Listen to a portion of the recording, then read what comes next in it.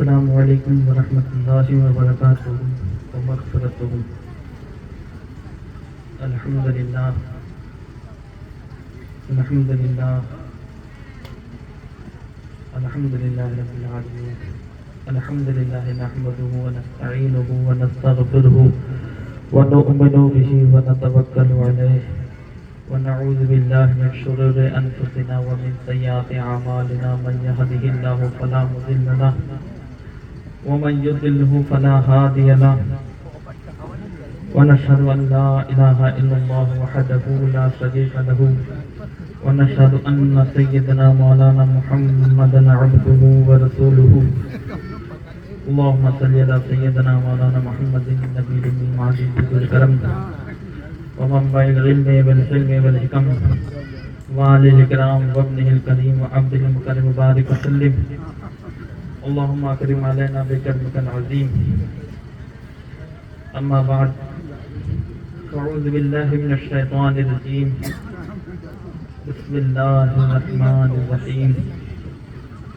قد افلح من تزكى وذكر اسم ربه فصلى۔ صدق الله المولانا العظيم وصدق رسوله النبي الكريم، ونحن على ذلك لمن الشاهدين والشاكرين، والحمد لله رب العالمين۔ ان الله وملائكته يصلون على النبي، يا ايها الذين امنوا صلوا عليه وسلموا تسليما۔ اللهم صل وسلم وبارك على سيدنا مولانا محمد وعلى ال سيدنا مولانا محمد صلاة تنجينا بها من جميع الاهوال والافات، وتقضي لنا بها جميع الحاجات، وتطهرنا بها جميع السيئات، وترفعنا بها عندك على درجات، وتبلغنا بأقصى الغاية من جميع الخيرات في الحياة بعد الممات، إنك على كل شيء قدير۔ صلوا عليه الصلاة والسلام عليك يا رسول الله صلی اللہ تعالی علیہ وسلم۔ اللہ تبارک تعالیٰ کا بے انتہا شکر ہے، اس کی بے انتہا حمد ہے، اس کا بے انتہا کرم ہے کہ جس کی توفیق سے، جس کے فضل و کرم سے آج اس کے محبوب ولی سیدنا دار شہید بابا رضی اللہ تعالیٰ عنہ کے عرس مبارک میں ہم سب شریک ہوئے۔ اللہ ہم سب کی حاضری قبول فرمائے، اور سیدنا دار شہید بابا رضی اللہ تعالیٰ عنہ کے جملہ فیض و برکات سے، ان کے عرس مبارک میں بٹنے والی خیرات سے ہم سب کے دامنوں کو بھر دے، اور ہم سب کی حاضری قبول فرمائے، اور جو بھی جائز مقاصد جس کے دل میں ہے دار شہید بابا کے صدقے سے پوری فرمائے، آمین یا رب العالمین بحرمت سید المرسلین صلی اللہ علیہ وسلم۔ یہ عرس سے مبارک کی محفل ہے، اور میرا بیان زیادہ تر بزرگوں کی تعلیمات پر منحصر ہوتا ہے۔ میں آج بھی انہی ولیوں اور بزرگوں کی تعلیمات، بالخصوص سلطان الاولیاء محبوب سبحانی شیخ عبد القادر جیلانی رضی اللہ تعالیٰ عنہ کی تعلیمات سے متعلق کچھ عرض کروں گا، اور ان بزرگوں کی تعلیمات کے تحت عرض کروں گا۔ اللہ مجھے اور آپ سب کو عمل کرنے کی توفیق عطا فرمائے۔ تقریر بہت سنتے ہیں، بات اصل نہیں ہے۔ بات اصل یہ ہے کہ ایک جملہ بھی زندگی بدلنے کے لیے کافی ہوتا ہے، ورنہ رات رات بھر کے چلتے بھی ثواب تو ملتا ہے، لیکن جو اصل مقصد ہے اصلاح احوال کا، وہ پورا نہیں ہو پاتا۔ یہ سلطان الاولیاء، سلطان الہند عطائے غریب نواز، عطائے رسول سلطان الغریب نواز، سلطان الہند خواجہ غریب نواز کی شان تھی کہ بغیر جنگ لڑے اور بغیر تقریر کیے آپ نے 90 لاکھ کو کلمہ پڑھا دیا۔ تو ولیوں کی شان ہی الگ ہوتی ہے، ان کو تقریر کی بھی ضرورت نہیں ہوتی، ان کو تبلیغ کی بھی ضرورت نہیں ہوتی، بلکہ وہ نگاہ ڈالتے ہیں اور ایمان آ جاتا ہے، ایمان کا نور منور ہو جاتا ہے، لوگوں کے مردہ دل زندہ ہو جاتے ہیں۔ تو بس آپ عرس مبارک میں آئے ہیں تو ان کے طور و طریقہ، ان کی تعلیمات سے جو ٹوٹی پھوٹی مجھے اللہ نے علم دیا، کتابوں میں پڑھا، بزرگوں سے سنا، کچھ تجربات سے وہ آپ کے سامنے پیش خدمت کروں گا. اللہ مجھے اور آپ تک کو عمل کرنے کی توفیق عطا فرمائے. تو سب نہ عمل کرتا ہے کہ کوئی بات نہیں, ایک بھی اگر عمل کر لے, ایک کے بھی سمجھ میں آ گیا اور اس نے اپنی احوال زندگی تبدیل کر لی اور اس نے سیر اللہ یعنی سلوک اللہ میں قدم رکھ دیا, تو بس میری تقریر کا مقصد حاصل ہو گیا. تو خیر عرض یہ ہے, اب بنیادی بات جو میں نے قرآن شریف کی آیت کریمہ کی تلاوت کرنے کا شرف حاصل کیا, تو پہلے اللہ کیا فرما رہا ہے, پہلے اللہ کی تعلیم سنیں, اسی سے پھر ریلیٹڈ نبی کریم صلی اللہ علیہ وسلم اور پھر بزرگان دین کی کیا طریقہ رہے ہیں وہ آپ تک پہنچاؤں گا. تو اللہ تبارک تعالیٰ فرماتا ہے قد افلح, تحقیق کی کامیاب ہو گیا. کون کامیاب ہو گیا؟ اب پہلی بنیادی بات یہ جان لے کہ ہم کیا ڈھونڈ رہے ہیں اپنی دنیا کی زندگی میں. ہم اپنی دنیا کی زندگی میں کامیابی ڈھونڈتے ہیں. ہم نے یہ سوچا ہے کہ زیادہ دولت آ جائے تو کامیاب ہو جائیں گے, زیادہ عزت ہو جائے تو کامیاب ہو جائیں گے, دنیا کے عیش و آرام بڑھ جائے تو کامیاب ہو جائیں گے, ہر طرح کی ہمیں سہولت اور آرام نصیب ہو جائے تو کامیاب ہو جائیں گے, یا دنیاوی کسی عہدے اور منصب پر فائز ہو جائیں تو کامیاب ہو جائیں گے. لیکن اللہ کہہ رہا ہے کہ وہ کامیاب نہیں ہے, وہ تو آزمائش ہے. جنہیں تم کامیابیاں سمجھتے ہو وہ تو آزمائش ہے. اگر امیر ہو گئے تو بھی آزمائش میں ہو, غریب ہو گئے تو بھی آزمائش میں ہو. امیری کی آزمائش یہ کہ شکر کرتا ہے کہ نہیں, غریبوں کی آزمائش یہ کہ صبر کرتا ہے کہ نہیں. تو آزمائش ہر ایک کی اپنے اپنے درجے کے مطابق ہوتی ہے, لیکن اللہ فرماتا ہے کامیابی میں نے اس میں رکھی نہیں ہے, تم ڈھونڈ کہاں رہے ہو. فرمایا کامیابی چاہتے ہو تو قد افلح من تزکا, کامیاب ہو گیا وہ جس نے خود کو پاک کر لیا, جس نے اپنا تزکیہ کر لیا. نعرہ تکبیر, نعرہ رسالت, عرص مقدس, علماء اہل سنت. کامیاب کون شخص ہے؟ جو کامیاب وہ شخص ہے جس نے خود کو پاک کر لیا, جس نے اپنے نفس کو پاک کر لیا, پاک کر لیا. اب پاک کیا کرنا ہے یہ بھی سمجھیے, پاکی کسے کہتے ہیں. آپ جو تزکیہ کا لفظ آیا ہے قرآن میں, اسی کو حدیث شریف میں احسان کہا جاتا ہے. نبی کریم صلی اللہ علیہ وسلم کی یہاں میں گفتگو اللہ کی آیت کا آگے کا بیان بعد میں, پہلے یہاں سے روک رہا ہوں. اب نبی کریم صلی اللہ علیہ وسلم کی بارگاہ میں چل رہے ہیں. اب ایک ہی بات ہے, الفاظ دیگر ہے لیکن بات ایک ہے. اسی کو اللہ نے قرآن میں تزکیہ کہا, اسی کو حدیث میں احسان کہا, اور اسی کو ولیوں نے تصوف کہا. تو نبی کریم صلی اللہ علیہ وسلم کے پاس جبرائیل علیہ السلام آئے اور فرمایا یا رسول اللہ مل ایمان, ایمان کیا ہے؟ حضور نے فرمایا اللہ اس کے رسول پر, اس کے فرشتوں پر, اس کی کتابوں پر, جنت اور دوزخ پر, آخرت پر, اچھی بری تقدیر پر بن دیکھے یقین کر لینا. یؤمنون بالغیب, جو بن دیکھے یقین کر لے, یہ ایمان ہے. یعنی ایمان کا کیا درجہ ہے؟ عقیدہ درست ہو جائے. اور پھر فرمایا یا رسول اللہ مل اسلام, اسلام کیا ہے؟ حضور نے فرمایا 5 وقت کی نمازیں پڑھنا, روزہ رکھنا, حج کرنا, زکوٰۃ دینا, یہ اسلام ہے. یعنی اعمال, یہ اسلام ہے. اور پھر فرمایا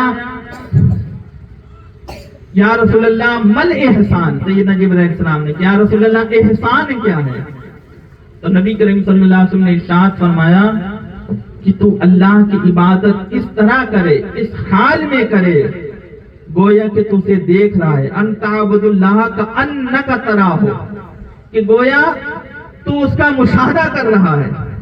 اس حال اور اس کیفیت میں یہ مشاہدے کی کیفیت نصیب ہو جائے تو اسے احسان کہتے ہیں. اور فرمایا اگر یہ حالت نہ ہو تو اس سے کم درجے کی حالت یہ کہ کم سے کم یوں خیال ضرور کرے کہ اللہ تجھے دیکھ رہا ہے. تو بات آپ سمجھیں، پہلے ایمان ہے یعنی عقیدہ درست ہو جائے، اللہ اس کے رسول کے تحت، قیامت کے تحت، اچھی بری تقدیر پر، نبیوں رسولوں فرشتوں پر، یعنی بن دیکھے جو حضور نے جو جو فرمایا اس پر بن دیکھے یقین کر لینا، اس کی تصدیق کر لینا، اس کو مان لینا، اس کو ایمان کہا۔ آمن الرسول بما انزل الیہ من ربہ والمؤمنون، یعنی کلنا آمنا لا نفرق بین احد من رسولہ وقالوا سمعنا وطعنا غفرانک ربنا الیک المصیر، یعنی سب نبیوں پر، سب رسولوں کی کتبہ و رسولہ لا نفرق بین احد من رسولہ، تمام رسولوں پر ان میں بغیر کسی فرق و تفریق کے سب کو مان لینا، یہ ایمان کا درجہ فرمایا۔ اور دوسرا درجہ اسلام کا فرمایا۔ اب سوال یہاں یہ ہے کہ ہم جو ایمان، اگر دین یہیں تک سمجھتے ہیں کہ صرف عقیدہ درست ہو جائے اور نماز روزے میں لگ جائے تو دین کامل ہو گیا، تو دین کامل ہوتا تو تیسرا سوال جبرائیل السلام نہیں کرتے، اور اگر کرتے بھی تو حضور فرماتے جبرائیل بس دین پورا ہو گیا، اگلے سوال کی ضرورت نہیں ہے۔ لیکن انہوں نے تیسرا سوال کیا، یا رسول اللہ احسان کیا ہے؟ حضور نے فرمایا احسان کیفیت کا نام ہے، یا تجھے مشاہدہ حاصل ہو یا تجھے مراقبہ حاصل ہو۔ مشاہدہ یہ کہ تو جلوہ یار دیکھے، اور مراقبہ یہ کہ یار تجھے دیکھ رہا ہو۔ تو ان دونوں کیفیت میں سے جو کیفیت تجھے حاصل ہو تو اسے احسان کہتے ہیں۔ تو بزرگان دین نے اس کو جو یہاں سے تصوف لیا ہے کہ یہ احسان کو تصوف بنایا ہے، تو مین قرآن میں جب تصوف کا جہاں جہاں بیان ہوگا وہ ہاں مراد تزکیہ ہوگا۔ تزکیہ یعنی قرآن میں قد افلح من تزکا، تزکیہ یعنی پاک کرنا نفس اور دل کو۔ اب ایک آسان لفظوں میں بیان کر رہا ہوں کہ آسان تاکہ عام لوگ سب سمجھ جائیں۔ میں جو بات بیان کرنا چاہ رہا ہوں بہت آسان سے سمجھیے گا۔ بزرگان دین نے فرمائے ہیں کہ یہ رستے ہیں، ٹھیک ہے،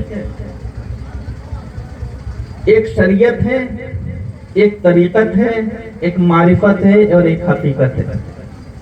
سرکار سیدنا غوث العظم شیخ عبد القادر جیلانی رضی اللہ تعالیٰ عنہ آپ سر الاسرار میں فرماتے ہیں، غوث پاک کی تعلیم ساتھ چل رہی ہے، ٹھیک، غوث پاک نے فرمایا کہ شریعت جڑ ہے،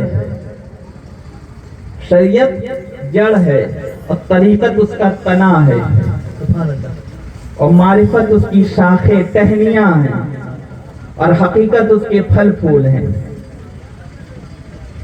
تو بعض لوگ یہ سوچتے ہیں کہ شریعت کے مولویوں پہ جو جاہل صوفی ہوتے ہیں اور جاہلانہ صوفیاں پہ چلتے ہیں، طریق پہ نام صوفی ہے لیکن اصل تصوف اور حقیقت و دین سے واقفیت نہیں، وہ یہ کہتے ہیں کہ شریعت مولویوں کا کام ہے، ہم کو اس سے کیا کام کہ ہم نمازیں پڑھیں اور روزے رکھیں؟ تو نہیں، فرمایا شریعت جڑ ہے، اگر جڑ ہی نہیں رہی تو تنا اور پھل پھول کہاں رہ گئے؟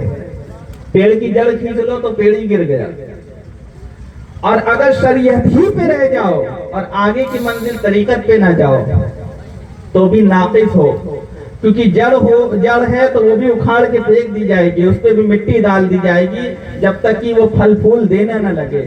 درخت تو کام ہی کا وہ ہوتا ہے جس سے پھل پھول آئے اور خلق اللہ کی مخلوق اس پھل کو کھائے۔ تو شریعت ایک راستہ ہے جس کو طے کسے کرنا ہے؟ اب میں تزکیہ کا عملی طریقہ بتا رہا ہوں۔ اللہ نے فرمایا نا کامیاب ہو گیا وہ جس نے خود کو پاک کر لیا۔ پاک کس کو کرنا ہے؟ نفس کو۔ تو شریعت وہ راستہ ہے جو نفس کو پاک کرتی ہے۔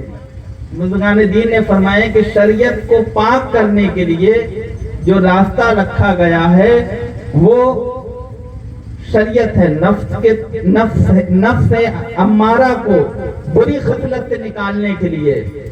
جیسے شریعت کہتی ہے جھوٹ مت بولو، شریعت کہتی ہے حرام مت کھاؤ، شریعت کہتی ہے حلال کھاؤ، شریعت کہتی ہے نماز کی پابندی کرو، تو یہ نفس کا راستہ ہے۔ نفس جب شریعت کے راستے پر چلے گا تو وہ پاک ہوگا، اور جب وہ پاک ہوگا تو خدا کا وعدہ ہے وہ کامیاب ہوگا، سبحان اللہ سبحان اللہ. دنیا میں بھی کامیاب ہوگا، آخرت میں بھی کامیاب ہوگا، اور جو پاک نفس کے پاس آ جائے وہ بھی کامیاب ہوگا. تو شریعت کی چیزوں کے مطابق اپنے نفس کو پابند کر لینا. ایک چھوٹی سی مثال دیتا ہوں. جیسے ایک چھوٹا بچہ ہے، اس کو ماں باپ پابندی لگا دیتے نا کہ یہاں نہ جاؤ، وہاں نہ جاؤ، یہ نہ کھانا، وہ نہ کھانا، یہ اچھی چیز نہیں، یہ گندی چیز ہے، یہ ایک دائرہ مقرر کر دیا جاتا ہے. تو نفس جو ہے وہ ایک بچے کی طرح ہے، اس کو اچھے برے میں تمیز نہیں، بس وہ ایک جو کچھ بھی دنیا کی چمک دھمک دیکھتا ہے اس کے پیچھے بھاگنے لگتا ہے. تو اللہ اس کے رسول نے اس پر شریعت کی لگام لگا دی کہ شریعت کے کٹگرے میں رکھو اور نفس کو شریعت کے حدود میں رہو. نفس کو شریعت کے حدود میں رکھو کہ کہاں اس کو پیسہ وہی ہے، لیکن کہاں جائز طریقے سے کمانا ہے، کہاں ناجائز طریقے سے بچنا ہے، اس پیسے کو حلال طریقے سے لانا ہے. تو نفس کو تزکیے کی طرف لے جانے کا طریقہ یہ ہے کہ شریعت راستہ مقرر کیا گیا، اور شریعت کی لگام جب نفس پر لگائی جاتی ہے تو نفس پاک ہو جاتا ہے. اور جب نفس پاک ہوتا ہے تو بزرگان دین اولیاء فرماتے ہیں نفس جب شریعت کے راستے سے ہو کر گزرتا ہے تو وہ دل کی منزل پہ پہنچتا ہے، اور ناسوت کا مرتبہ طے ہو کے وہ ملکوت کے مرتبے پہ جاتا ہے، جسے طریقت کہتے ہیں. اب طریقت میں دل کی بات آتی ہے. دل جو ہے شرف الدین احمد یحییٰ منیری اور دیگر بزرگان دین، امام غزالی سب نے فرمایا کہ دل کا جو راستہ ہے وہ طریقت ہے، اور دل کا جو عالم ہے وہ ملکوت ہے. اور دل کی صفائی، دل جب طریقت کے راستے پر چلتا ہے تو وہ روح کے درجے پر پہنچتا ہے. تو پہلے نفس کو پاک کیا شریعت کی وجہ سے، دوسرا دل کو پاک کیا طریقت کے طور پہ. اب طریقت کے طور پر کیا پاک کرنا؟ طریقت کے طور پر یہ ہے کہ بندے اپنے دل سے دنیا کی محبت، حب دنیا، لالچ، حسد، بغض، کینہ، عداوت، غیظ و غضب، شہوات اور تمام طرح کی برائیاں، حسد، کینہ، جتنے بھی برے اخلاق ہیں ان سے پاک صاف کرے. دل کے اندر حد سے زیادہ حب جاہ، حب مال اور دنیاوی جاہ و منصب کی محبت جو دل کو گندا اور سیاہ کرتی ہیں ان سے پاک و صاف کرے. تو یہ طریقت کے منزل پر ہوا، دل منور ہوتا ہے. تو جب دل منور ہوتا ہے تو طریقت کی جب منزل طے کرتا ہے تو پھر دل حقیقت کی طرف معرفت کی طرف جاتا ہے، اور وہاں منزل سر کی ہے. یہ لطائف کا طریقہ ہے، بزرگان دین نے فرمایا. تو سر کی جب منزل طے ہوتی ہے تو وہ معرفت کے درجہ طے کر کے وہ قلب کے بعد روح کی منزل ہے، روح کی طرف جاتا ہے معرفت کا درجہ طے کر کے، اور روح لطیفہ سر کی طرف جاتی ہے، اور سر مقام اخفا تک چلا جاتا ہے، خفی الاخفا تک. تو بات یہ ہے، بزرگان دین نے فرمایا کہ اصل طریقہ یہ ہے کہ نفس کا تزکیہ کرنا اور دل کا تزکیہ کرنا. جب یہ کامل ہوتا ہے تو روح کی منزل آٹومیٹک منکشف ہو جاتی ہے اور روح مجلہ ہوتی ہے، اور روح میں اخلاق حسنہ ہے، روحانی اخلاق ہیں، اچھے اخلاق ہیں. روح بندے کے اندر، جیسے ایک مثال کے طور پر آپ جسم جو ہے، جسم کی غذا کھانا پینا ہے، آپ کھائیں گے پیئیں گے تو صحت مند رہے گا، اور اگر آپ بھوکے رہیں کھانا پینا بند کر دیں تو جسم کمزور پڑ جائے گا. اسی طرح روح کی غذا نماز ہے، عبادت ہے، اللہ کا ذکر ہے، تلاوت قرآن ہے، اخلاق حسنہ ہے، نیکیاں ہیں. ان سے روح طاقتور ہوتی ہے. جب روح طاقتور ہوتی ہے تو روح اس لائق ہوتی ہے کہ وہ بارگاہ الہی میں مقبول ہو جائے. جب بارگاہ الہی، دربار الہی کا جلوہ اس پر نظر آ جائے اور اس احسان کی اس منزل کو پالے جس کو حضور نے فرمایا کہ تو اس طرح عبادت کر گویا تو اسے دیکھ رہا ہو. اتنی بات آپ سمجھیں. اب اگلا جملہ سرکار غوث پاک فرماتے ہیں کہ تصوف میں 4 حروف ہیں، تا، صاد، واو اور فا. آپ نے فرمایا کہ تا سے مراد توبہ ہے. توبہ، اور توبہ کی 2 قسمیں ہیں. ایک توبہ ظاہری، ایک توبہ باطنی۔ توبہ ظاہری یہ ہے کہ بندہ اپنے تمام قول اور فعل کو گناہوں سے بچائے، اور توبہ باطنی یہ ہے کہ دل میں جو حسد اور بغض اور کینہ اور دنیا کی آلائشاں اور گندگیاں اور اخلاق رذیلہ ہیں ان سے پرہیز کرے اور اپنی نیت درست کرے۔ کیونکہ ایک میں بنیادی بات سمجھا رہا ہوں کہ آپ اگر مثال کے طور پر بزرگان دین نے ظاہر کے ساتھ باطن کو بھی درست ہونے کا حکم فرمایا۔ امام مالک فرماتے ہیں کہ کسی شخص کو دیکھو کہ جس کا ظاہر درست ہے، شریعت پہ تو چل رہا ہے لیکن طریقت کا انکار کر دیتا ہے، تصوف کا انکار کر دیتا ہے، تو فرمایا وہ گمراہ ہے، گمراہ ہے وہ شخص، حق پہ نہیں ہو سکتا۔ اور فرمایا جو شخص طریقت پہ چلے اور شریعت کا انکار کرے وہ بھی گمراہ ہے۔ آپ نے فرمایا امام مالک نے جس نے دونوں کو جمع کیا وہ حق کو پا گیا۔ تو بس میں یہی بات بتانا چاہ رہا ہوں کہ ظاہر بھی شریعت اور اللہ رسول کے فرمان کے مطابق ہو، باطن بھی اس کے فرمان کے مطابق ہو۔ مثال کے طور پر آپ نے بہت نیکی کی، امام غزالی کا ایک قول میں یہاں بیان کر رہا ہوں، لیکن پھر میں غوث پاک کی ایک طریقہ میں پورا کر دے رہا ہوں۔ سرکار غوث پاک نے فرمایا تا کا حروف توبہ ہے، توبہ ظاہری اور توبہ باطنی۔ توبہ ظاہری قولاً فعلاً گناہوں سے بچ جائے، اور توبہ باطنی کہ دل کو گناہوں سے، دل سے جو گناہ کیے ان سے بھی بچے۔ ایک میں عملی طریقہ بتاتا ہوں، ہم لوگ توبہ کرتے تو ہیں لیکن حقیقت میں توبہ ہوتی کیا ہے، اس کا طریقہ کیا ہے یہ جان لے۔ بزرگان دین نے اس کو طریقہ بتایا۔ بزرگان دین فرماتے ہیں کہ توبہ اس وقت تک کامل نہیں ہو سکتی جب تک کہ تم پورے لوازمات اس کے نہ اپنا لو۔ مثلا عبادت کی 3 طرح کی ہیں، ایک حقوق اللہ، ایک حقوق العباد، اور تیسرا گناہوں سے بچنا بھی عبادت ہے۔ تو بزرگان دین فرماتے ہیں، شرف الدین احمد یحییٰ منیری نے فرمایا اور بزرگان دین نے فرمایا توبہ کا طریقہ یہ ہے کہ حقوق اللہ کی پہلے توبہ کرے۔ حقوق اللہ سے مراد یہ ہے کہ اس نے زندگی میں جتنی نمازیں چھوڑی ہوں، روزے چھوڑے ہوں، اور اگر پیسہ تھا اس کے باوجود زکوٰۃ نہیں نکالی تو اس کا حساب لگائے، اگر اللہ نے اس کو نواز دیا ہو اور اس لائق بنا دیا ہو، اور اگر حج نہیں کیا اور اس لائق تھا، اب ہدایت آپ پہ ہے، پیسہ ہے اور کر سکتا ہے تو اس کو دہرائے، قضا نمازیں ادا کرے۔ یہ حقوق اللہ کی توبہ ہے۔ صرف زبان سے توبہ توبہ کہنے سے توبہ نہیں ہوتی۔ توبہ ایک لفظ ہے، جیسے نماز کہنے سے نماز نہیں پڑھی جائے گی، نماز ایک نام ہے خالی۔ آپ کو نماز باقاعدہ طریقہ ہے اس کا پڑھنے کا، وہ ادا کرنا ہوگا تب نماز ہوگی۔ اسی طرح توبہ کرنے سے نہیں، توبہ اصل میں کہتے اس شخص کو ہے کہ جو رجوع کرے۔ توبہ کا معنی ہے رجوع ہونا۔ رجوع کس سے ہونا؟ کہ جو اس نے غلطی کر دی اب اس غلطی کا کفارہ کر دے، جو نمازیں قضا ہوئی ان نمازوں کو ادا کرے، اور آئندہ نمازیں قضا کرنے سے بچے۔ تو بزرگان دین نے اس کے آسان طریقہ بتایا کہ جسے نماز نہ پڑھنے کی عادت ہو اس کو چاہیے کہ 40 دن لگاتار 5 وقت کی نماز پابندی سے بغیر قضا کیے پڑھے۔ جب 40 دن وہ پابندی کر لے گا تو 40 دن کے بعد اس کی عادت بن جائے گی، اس کی فطرت میں شامل ہو جائے گی، پھر نماز آٹومیٹک پڑھے گا۔ تو عادت کی تبدیلی کرنا اصل میں یہی نفس کو پاک کرنا ہے، برے اخلاق کو اچھے اخلاق میں بدلنا، بری عادتوں کو اچھی عادت میں بدل دینا، یہی نفس کا تزکیہ ہے۔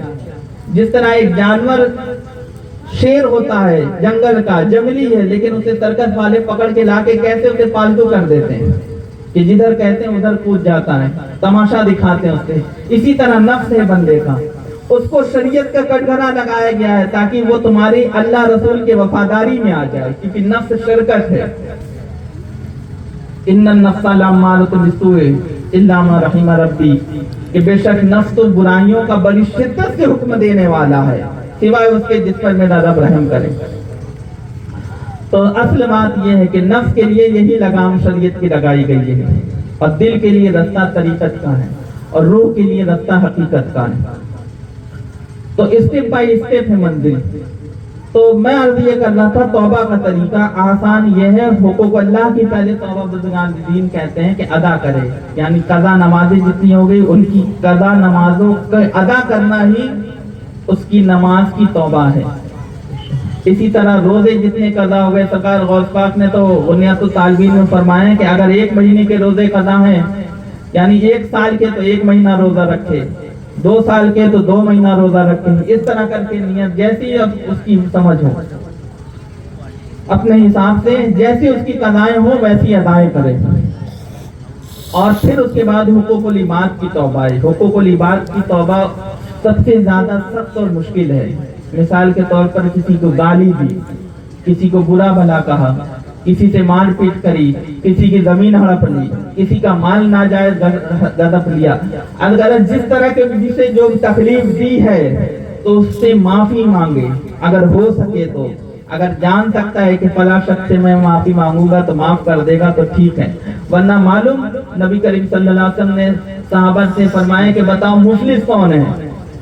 صحابہ نے عرض کیا یا رسول اللہ اس کے رسول بہتر جانے۔ حضور نے فرمایا مفلس وہ شخص ہے کہ قیامت کے دن جب آئے گا تو اس کے پاس پہاڑوں جیسی نیکیاں ہوں گی، پہاڑوں کے برابر نیکیاں ہوں گی، اور بڑا خوش ہوگا وہ اپنی نیکیوں کو دیکھ کر، لیکن دنیا میں اس نے لوگوں کو تکلیف دی ہوگی، لوگوں پر ظلم کیا ہوگا، کسی کو گالیاں دی ہوں گی، کسی کے ساتھ مار پیٹ کی ہوگی، کسی کو کوئی غیبتیں کی ہوں گی، کسی کی چغلی کھائی ہوگی، کسی کو کسی قسم کی تکلیفیں، کسی کا مال غصب کیا ہوگا، الغرض ہر طرح کی جو اس نے لوگوں کو اذیت و تکلیفیں دی ہوں گی، وہ سارے لوگ جمع ہو جائیں گے اور اللہ کی بارگاہ میں کہیں گے یا اللہ اس شخص نے مجھے فلاں دن یہ تکلیف دی تھی، فلاں دن میرا یہ مال لیا تھا، فلاں دن مجھ پر یہ ظلم کیا تھا۔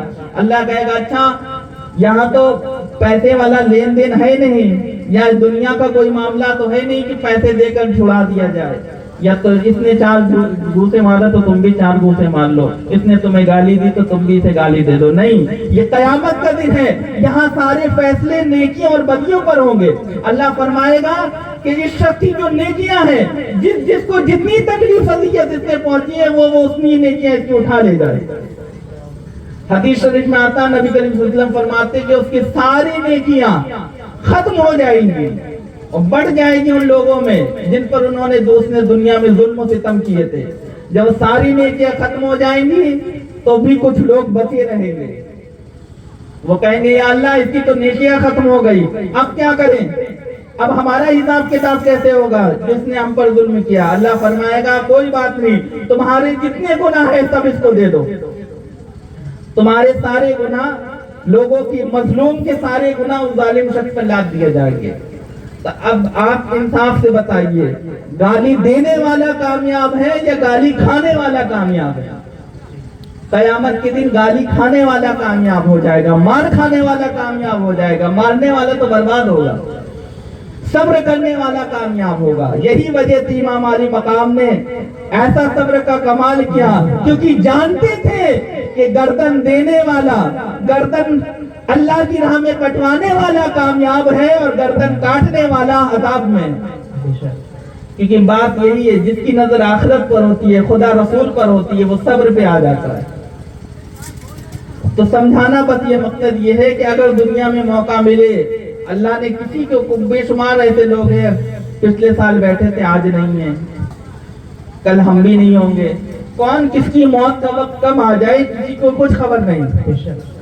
اس لیے اپنا فیصلہ دنیا میں حساب کتاب کر لو تاکہ قیامت کے دن جب اللہ کی بارگاہ میں جاؤ تو فرشتے جب حساب کتاب نامہ اعمال کھولے اور حساب کتاب کریں تو اللہ خود کہہ دے میرے بندے کا حساب کتاب نہ کرو، یہ تو خود سارے حساب کتاب کر کے آیا ہے، اس کو سیدھے لے جاؤ جنت میں۔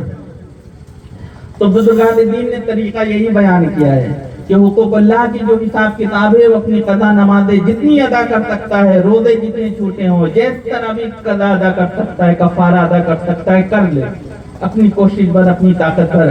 جو نہ کر پائے، بزرگان دین نے تو یہاں تک کہہ دیا کہ اگر نہیں کر سکتا، جتنا اس کی طاقت میں، بوڑھا ہو گیا ہے، عمر اتنی گزر گئی کہ ہم نمازیں فرض 5 وقت کی نہیں ادا کی جاتی، قضائیں کیا پڑے گا؟ اللہ ایسی عمر میں اگر ہدایت توفیق دیتا ہے تو بھی پریشان نہ ہو، اللہ کے حضور گرے معافی مانگے۔ حقوق اللہ میں تو بزرگان دین نے یہاں تک فرمایا کہ اللہ تو بھی معاف کر دیتا ہے، وہ اس کا حق ہے، وہ الرحمن الرحیم ہے، ارحم الراحمین ہے۔ لیکن کوشش کرے کہ ادا کرے، اگر جوان ہے، عمر اچھی ہے، طاقت روانہ ہے تو پوری ادا کرنے کی کوشش کرے۔ اور حقوق العباد کے تحت یہی ہے کہ جا کے معافی مانگے، اور اگر دیکھے کہ ایسا شخص ہے کہ جس کے پاس جاؤں گا تو الٹا اور مارے گا اور مجھے تکلیف دے گا، تو پھر ایسے معاملے میں بزرگان دین فرماتے ہیں کہ اللہ کے حضور روئے اور گڑگڑائے اور معافی مانگے اور اس کے حق میں دعائیں خیر کرے، تاکہ قیامت کے دن اللہ اسے اتنا خوش کر دے کہ وہ تمہارے حقوق کو معاف کر دے۔ تو یہ دو چیز نپٹانی ہے۔ اور تیسری چیز فرمایا توبہ کی اصل یہ ہے، تیسرا درجہ یہ کہ بندہ جو بھی دنیا میں گناہ کیا، جھوٹ، غیبت، چغلی، شراب پینا، زنا اور جتنی بھی برائیاں اس کے اندر ہے، ان کے اللہ سے بارگاہ میں معافی مانگے اور کہے کہ یا اللہ میں ان گناہوں کو نہیں کروں گا۔ تو حضور نے فرمایا گناہوں سے توبہ کرنے والا ایسا ہی ہے جیسا کہ اس نے گناہ کیا ہی نہیں۔ اللہ اتنا رحم الرحیمین ہے، اور اللہ بڑا رحم الرحیمین ہے۔ جب بندہ کوئی گناہ کرتا ہے تو الٹے ہاتھ کا فرشتہ جو گناہ لکھتا ہے کرامن کاتبین میں سے، وہ کہتا ہے یا اللہ اس نے گناہ ابھی بلکہ کیا بھی نہیں، ارادہ کیا ہے۔ اللہ کہتا ہے اللہ کے بارے یا اللہ اس نے گناہ کا ارادہ کیا، کیا لکھ لوں؟ اللہ کہتا ہے نہیں، رہنے دے، ابھی کیا تو نہیں ہے نا، جب کرے گا تب لکھنا۔ اور یہاں تک کہ وہ بندہ وہ فیل کر بیٹھتا ہے تب کہتا ہے فرشتہ اللہ کے بارگاہ میں یا اللہ اب تو اس نے گناہ کر دیا، اب لکھ لوں؟ اللہ فرماتا نہیں، رہنے دے، ہو سکتا ہے توبہ کر لے، ہو سکتا ہے معافی مانگ لے۔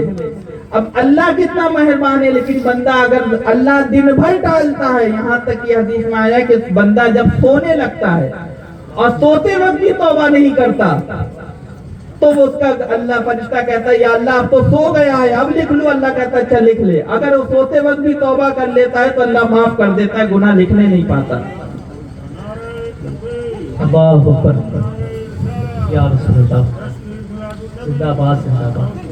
اور بندہ جب نیکی کا ارادہ کرتا ہے، اس کے اپوزٹ بندہ جب نیکی کا ارادہ کرتا ہے، ابھی کیا نہیں ہے، نیکی کا ارادہ کرتا ہے تو فرشتہ دائیں سائیڈ والا اللہ کے بارگاہ کے یا اللہ اس نے فلاں نیک کام کرنے کا ارادہ کیا ہے، لکھ لو؟ اللہ فرماتا ہے ہاں لکھ لے۔ فرشتہ کہتا ہے یا اللہ ابھی تو کیا نہیں ہے، فرمایا وہ کرے نہ کرے تو لکھ لے۔ سبحان اللہ۔ تو نیکی کے ارادے پر لکھ دیتا ہے، اور گناہ جب تک توبہ نہ کرے تب تک ٹالتا رہتا ہے کہ شاید ابھی معاف کر دوں، ابھی توبہ کی توفیق مل جائے۔ حضور سیدنا غوث العظم کو اللہ تعالیٰ نے الہام میں فرمایا کہ اے غوث اعظم،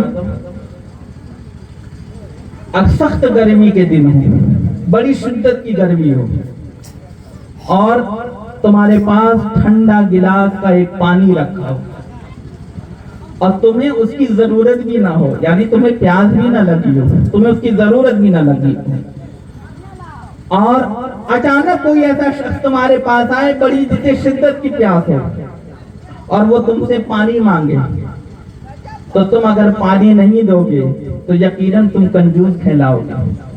فرمایا اے غوث اعظم، اللہ نے یہ مثال دی اور پھر فرمایا کہ اے غوث اعظم بس میری رحمت کی مثال بھی اسی ٹھنڈے پانی کی طرح ہے کہ جب بڑا گنہگار کوئی شخص آتا ہے تو کیا اور میری بارگاہ میں معافی مانگتا ہے تو کیا میں اب بھی اسے معاف نہ کروں، جبکہ میں نے اپنی ذات پر کہا ہے، قسم کھائی ہے کہ میں ارحم الراحمین ہوں، میں ارحم الراحمین ہوں۔ تو اللہ تو بندے پر مہربان ہے، لیکن بندہ خدا سے دور ہے، اس لیے اپنے اندر احساس جگائے۔ اس لیے حضور نے فرمایا کہ یوں کیفیت پیدا کر کے وہ تجھے دیکھ رہا ہے، جب تجھے اس کا ہونا یقینی ہوگا تو پھر اس کا خوف بھی ہوگا اور اس کی محبت بھی ہوگی۔ اور کمال کی بات یہ ہے کہ خوف کی مجھے یاد آیا کہ بزرگان دین نے فرمایا کہ بیسیکلی اللہ کی جو ذات ہے وہ خوف والی نہیں، وہ محبت کرنے والی ذات ہے۔ اللہ سے محبت کرے، بندہ جب محبت کرتا ہے تو رابعہ بصری نے فرمایا، کسی نے رابعہ بصری سے پوچھا کہ اے رابعہ تم اللہ کی عبادت کیوں کرتی ہو؟ تو آپ نے فرمایا کہ میں اللہ کی بارگاہ میں یوں عرض کرتی ہوں کہ اے اللہ اگر میں جنت کے لیے تیری عبادت کرتی ہوں تو مجھے جنت میں نہ ڈالنا، اور اگر میں جہنم کے لیے، جہنم سے ڈرتے اس سے بچنے کے لیے عبادت کرتی ہوں تو مجھے جہنم میں پھینک دینا۔ لیکن اگر میں تیری عبادت فقط تیری رضا اور مکھڑے کے لیے کرتی ہوں تو مجھے اپنے دیدار سے محروم نہ کرنا۔ سبحان اللہ۔ تو بس بات یہ ہے کہ نیت، حضور نے فرمایا مومن کی نیت اس کے عمل سے بہتر ہوتی ہے۔ اگر آپ نے رات بھر نیت کر لی عبادت کی کہ میں فجر میں اٹھوں گا، یہاں تو نیت ہی نہیں ہوتی ہے فجر میں اٹھنے کی، اس لیے کم سے کم نیت تو کریں، توفیق دینے والا اللہ ہے۔ یہاں تو نیت پہ ہی معاملہ گڑبڑا جاتا ہے۔ اس لیے میں بزرگان دین نے فرمایا کہ ظاہر کے ساتھ باطن درست کرے۔ میں سمجھا بھی یہی رہا ہوں کہ ظاہر آپ نے نماز پڑھی، عبادت کری۔ ایک مشہور حدیث شریف ہے، نبی کریم صلی اللہ علیہ وسلم، سیدنا ابو ہریرہ رضی اللہ عنہ سے روایت ہے کہ اخلاص اصل ضروری ہے۔ نبی کریم صلی اللہ علیہ وسلم نے فرمایا کہ قیامت کے دن ایک عالم آئے گا، اللہ تعالیٰ اس سے پوچھے گا کہ میں نے تجھے علم دیا تھا، تجھے اتنے علم سے نوازا تھا، تو تو نے کیا کیا؟ تو کہے گا یا اللہ، اب علم کتنی بڑی دولت ہے، بڑی محنت کے بعد حاصل ہوتا ہے۔ 10 سال علماء محنت کرتے ہیں، اور اگر دنیاوی علم لے لو تو اس میں بھی محنت ہے، دینی علم لے لو تو اس میں بھی محنت ہے۔ علم بغیر محنت کے نہیں ملتا، سالوں مدتوں لگتی ہیں، بچپن سے جوان ہو جاتا ہے۔ تو علم ظاہری میں اتنی محنت ہے تو علم باطنی میں اور محنت ہے۔ تو علم اتنی بڑی دولت لے کر وہ آیا، اللہ کہے گا میرے بندے تو عالم تھا، بتا تو نے کیا کیا؟ وہ کہے گا یا اللہ، میں نے خود بھی پڑھا، تیرے بندوں کو پڑھایا، میں نے بہت تقریریں کری، میں نے دین کی تبلیغ کری، میں نے سب کچھ کیا۔ اللہ فرمائے گا تو سچ کہتا ہے، تو نے ایسے ہی کیا، لیکن یہ سب تو نے کیوں کیا؟ تو نے اس لیے کیا کہ لوگ تجھے بڑا عالم سمجھے، تیری بڑی شہرت ہو، تیرا بڑا نام ہو۔ تو جب میں نے تجھے دنیا میں نام و عالم و شہرت تیری کروا دی، تو نے میرے لیے تو نہیں کیا تھا، میرے لیے کیا ہوتا تو آج میں اس کا صلہ دیتا، اپنی رضا اور جنت تجھے عطا کرتا، لیکن تو نے دنیا کے لیے کیا تو میں نے تجھے دنیا دے دی۔ تو بات یہ علم ہے لیکن اخلاص نہیں۔ سیدنا امام غزالی رضی اللہ تعالیٰ عنہ نے فرمایا کہ ساری دنیا مردہ ہے، ساری دنیا مردہ ہے، اور زندہ صرف وہ ہیں جو علم والے ہیں، علم والے ہیں، اور سارے علم والے بھی سو رہے ہیں۔ کامیاب وہ ہیں جو اپنے علم پر عمل کرتے ہیں، کامیاب وہ ہیں جو اپنے علم پر عمل کرتے ہیں۔ امام اعظم ابو حنیفہ رضی اللہ تعالیٰ عنہ، میں بات تھوڑا سمیٹ پھیلا رہا ہوں پھر سمیٹ لوں گا آخر میں۔ تو امام اعظم ابو حنیفہ رضی اللہ تعالیٰ عنہ کی والدہ نے نصیحت کی کہ اے ابو حنیفہ، زیادہ علم حاصل نہ کرنا، کہ قیامت کے دن یہی علم تیرے اوپر بوال ہوگا اگر تو نے اپنے علم پر عمل نہیں کیا۔ اس لیے علم تھوڑا ہو، عمل زیادہ ہو تو وہ کامیاب ہو جائے گا۔ اور آج کا دور ہے، اس میں علم بہت زیادہ پھیل گیا ہے، ہر حدیث موبائل پہ، قرآن کی آیتیں موبائل پہ، آپ ہر چیز دیکھ لیتے ہیں، علم آتا ہے لیکن عمل کتنا کرتے ہیں؟ عمل کچھ بھی نہیں ہے۔ حدیثیں سب کو معلوم ہے، اقوال بزرگان دین کے سب کو معلوم ہے، لیکن عمل کچھ نہیں رہتا ہے الا ماشاءاللہ۔ تو بات یہ ہے کہ بزرگان دین کہتے ہیں کہ ایک بات لو اور اس پہ اپنی زندگی گزار دو، عمل پہ، استقامت پہ، تو کامیاب ہو جاؤ گے۔ تو امام غزالی فرماتے ہیں کہ علم والے بھی سو رہے ہیں، جاگتے وہ ہیں جو اپنے علم پر عمل کرتے ہیں، اور فرمایا عمل کرنے والے بھی خسارے میں ہیں، گھاٹے میں ہیں، عمل کرنے والے بھی گھاٹے میں ہیں۔ کامیاب وہ ہیں جن کے عمل میں اخلاص ہے، للہیت ہے، جو اللہ کے لیے علم حاصل کرتے ہیں، جو اللہ کے لیے عمل کرتے ہیں۔ نبی کریم صلی اللہ علیہ وسلم نے فرمایا کہ قیامت کے دن صرف وہی نیکی کام آئے گی جو فقط اللہ کے لیے کی گئی ہو، اور وہی نیکی دنیا میں نور بنتی ہے جو اللہ کے لیے کی جاتی ہے۔ اخلاص ہی نور ہے۔ سرکار غوث پاک نے فرمایا کہ عمل کرنے والوں اپنے عمل میں اخلاص پیدا کرو، ورنہ فضول مشقت ہے، فضول مشقت ہے۔ جو محنت کر رہے وہ رائے جائے گی۔ اور یہ حدیث سے جو میں حدیث پوری بیان کر رہا ہوں، پھر نبی کریم صلی اللہ علیہ وسلم ارشاد فرماتے ہیں کہ عالم کو اللہ کہے گا اس کو جہنم میں لے جاؤ، کہ جس نے دنیا کے لیے کیا، میرے لیے تو نہیں کیا۔ اخلاص کا معنی سمجھ لے ایک آسان لفظوں میں تاکہ عام لوگ بھی سمجھیں۔ اخلاص کا معنی یہ ہے کہ جو کام، جو نیکی، جو عبادت، جو طاعت، جو بندگی اللہ اس کے رسول کی رضا کے لیے کی جائے، اللہ کی رضا کے لیے کی جائے، اللہ کو خوش کرنے کے لیے کی جائے، وہ اخلاص ہے۔ اور جو نیکی، جو طاعت، جو عبادت دنیا کو خوش کرنے کے لیے کی جائے وہ ریاکاری ہے، وہ دکھاوا ہے۔ سمجھ رہے ہیں آپ؟ جو اللہ کو دکھانے کے لیے کیا جائے وہ اخلاص ہے، جو خلقوں کو دکھانے کے لیے جائے وہ ریا ہے۔ ریا کا معنی دکھاوا ہے، اور دنیا صرف دو ہی چیزوں کا نام ہے، جھوٹ یا دکھاوا۔ یہ مرنے کے بعد یہ جھوٹ دکھاوا ختم ہو جائے گا، پھر حق سامنے آئے گا۔ قل جاء الحق وزهق الباطل ان الباطل کان زهوقا۔ حق آ گیا، باطل مٹ گیا۔ باطل ہی کو مٹنا ہے، دنیا باطل کی ہے۔ اللہ نے اسی لیے شیاطین کو حکومت دے رکھی ہے۔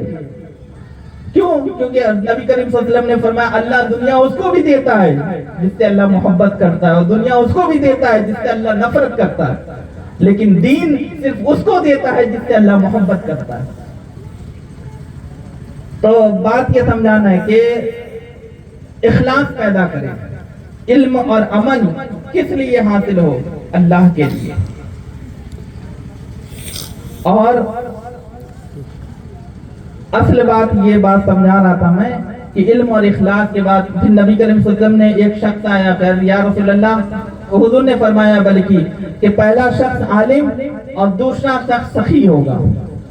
سخی شخص آئے گا اللہ کے بارے میں، عرض کرے گا یا اللہ تعالیٰ، اللہ تعالیٰ اس سے پوچھے گا کہ یا اے میرے بندے، میں نے تجھے دولت دی تھی، دنیا کی دولتیں دی تھی، اور بڑا تجھے دولت مند بنایا تھا، تو نے بتا کیا کیا؟